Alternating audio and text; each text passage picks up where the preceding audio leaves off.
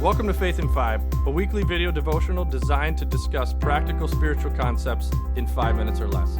I'm your host, Mark Vandella. So lately, it seems like a whole lot of things have not been going right. And personally, I've had car issues, I've had some work issues, we had some website issues, and every person that I've interacted with throughout those environmental things has a story also. I mean, it just seems like they're like, oh yeah, I had this too. And then somebody else had a family tragedy. And then somebody else had another issue with travel. And it literally, like, every time I feel like my life has a story that's difficult, somebody else next to me also has a story that's difficult. Somebody over here has a story that's difficult. I mean, honestly, I joked with a friend today that it feels like we're all writing a country song.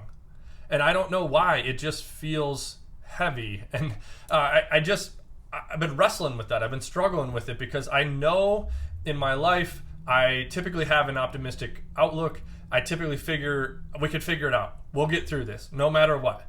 But I often think sometimes our faith spends more time in that we'll figure it out and everything's going to be okay than it does. Like we don't do a great job of sitting in the junk. And so I want to do a series about it. So I'm doing a new series called Mud Puddles, where we just admit that there are times where we sit in mud puddles, where it's raining hard and it doesn't seem like we're ever going to see the rain or the sun again. And so today specifically, we're talking about like the fact that sitting in a mud puddle sometimes feels wet and cold. And it's okay to acknowledge that it's wet and cold and that sometimes we're shivering and sometimes we're uncomfortable.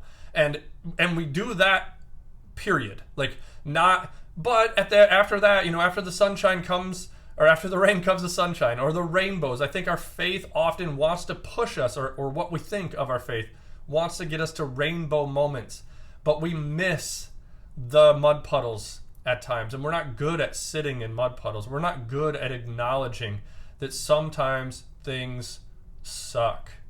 It's almost like we treat our life in the faith world, at least, like a movie we've already seen. So we know the outcome, and then we miss all the good parts in between, and we kind of want that life, but that's not reality. And it's we get that way because we've read enough of the Bible. We see the beginning, middle, and end, and we know how it ends.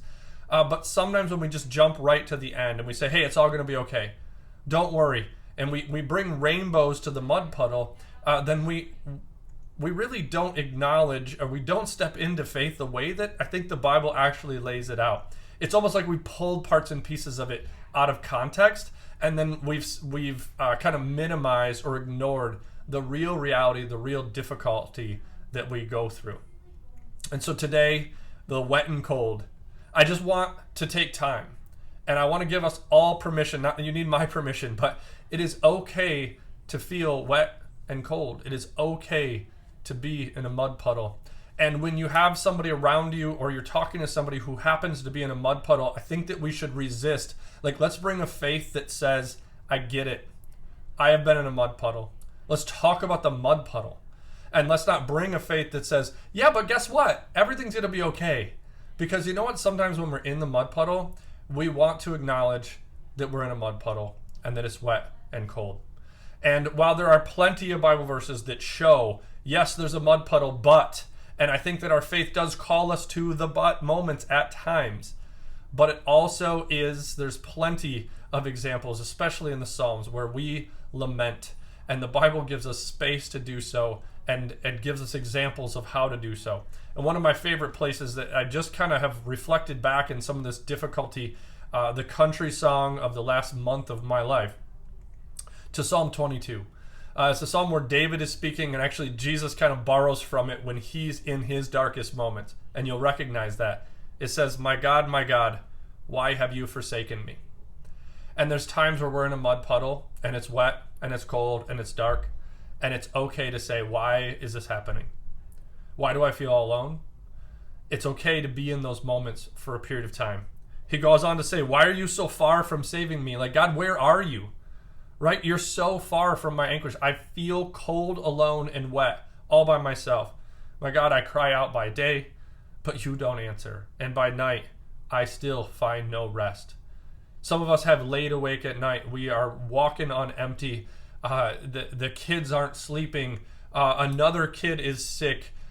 Somebody else over here, you got to make a meal because they lost a family member. I mean, it literally, like, all of you have those things, right? Right now, it just doesn't feel very rainbows and lollipops. And that's okay.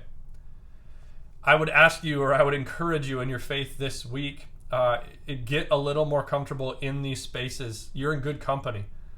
David and Jesus both said these words, and you can say them too. My God, where are you? Like, this is hard, and I feel alone, and I feel wet and cold. And I would also challenge you in your faith that if you're surrounded by people in this space, take time. This is a series, so there will be other parts to this story. Please don't hear me say that it's just always this way, but it's okay for it to be that way.